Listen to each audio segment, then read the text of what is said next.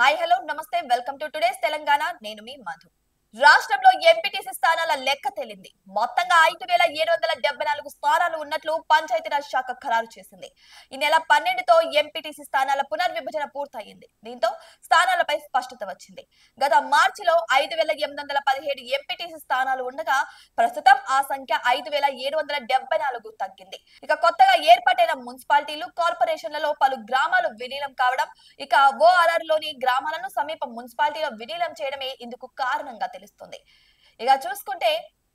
కొన్ని మండలాల్లో జనాభా ప్రకారం 2-3 ఎంపీటీసీ స్థానాలే ఉండడంతో ప్రభుత్వం చట్ట సవరణ చేసింది ఒక మండలంలో కనీసం 5 ఎంపీటీసీల స్థానాలు ఉండే విధంగా మార్పులు చేసింది వాస్తవానికి ఒక ఎంపీటీసీ స్థానానికి 3500 జనాభా ఉండాలి ఇక ఎంపీపీ వైస్ ఎంపీపీలకు 2 ఎంపీటీసీలు కావాలి వారిని ఎన్నుకోవడానికి వారు వేదిక మీద కూర్చుంటే సమావేశానికి హాజరు కావడానికి కనీసం మరో ఎంపీటీసీ అయినా ఉండాల్సి ఉంటుంది కానీ పలు గ్రామాల్లో ఆ పరిస్థితులు లేకపోవడంతో ప్రతి మండలంలో కనీసం 5 ఎంపీటీసీలు ఉండే విధంగా ప్రభుత్వం నిర్ణయం తీసుకున్నట్టు తెలుస్తోంది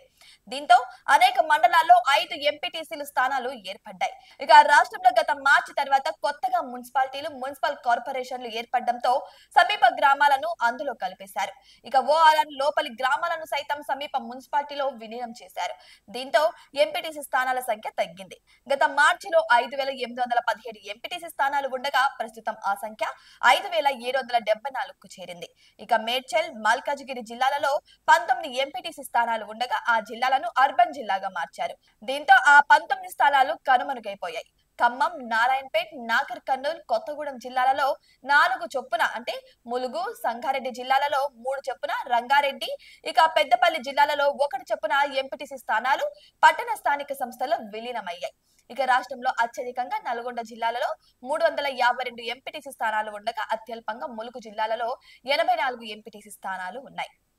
ఇక అయితే ఇప్పటికే ఎంపీటీసీ జెడ్పీటీసీ స్థానాలపై ఒక స్పష్టత అయితే రావడం జరిగింది అయితే ఇప్పటికే ఎంపీటీసీ జెడ్పీటీసీ స్థానాల లెక్క అయితే తేలిందని చెప్పొచ్చు రాష్ట్రంలో 566 జెడ్పీటీసీ ఎంపీపీ స్థానాలు ఉన్నట్టు అధికారులు తేల్చారు దీంతో స్థానిక సంస్థల ఎన్నికలకు మొదటి దశ కసరత్తు దాదాపుగా పూర్తయినట్టు తెలుస్తోంది ప్రభుత్వం బీసీ రిజర్వేషన్లపై స్పష్టత ఇవ్వగానే వాటిని పంచాయతీరాజ్ శాఖ ఖరారు చేయనుంది అనంతరం ఆ వివరాలను ఎన్నికల కమిషన్ కు అందించనుంది దీంతో ప్రభుత్వం వైపు నుంచి ఎన్నికల ప్రక్రియ పూర్తి కానుంది ఆ తర్వాత ఎన్నికలకు కమిషన్ ఏర్పాటు చేయనుంది ఇక చూసుకుంటే